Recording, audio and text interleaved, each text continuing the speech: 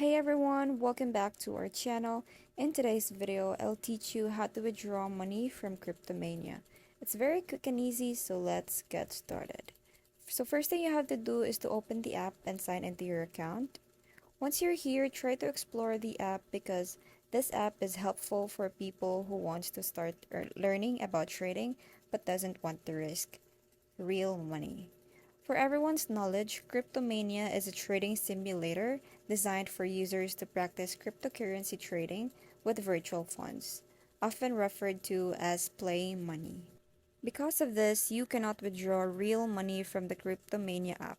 The funds within the app are entirely virtual and meant for educational and entertainment purposes only, allowing users to learn about trading without any financial risk.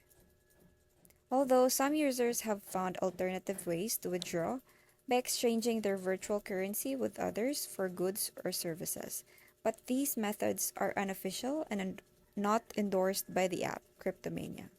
So do it at your own risk. So that's it for today's video, guys. I hope you find this video helpful. Thank you for watching, and I'll see you in the next one. Bye!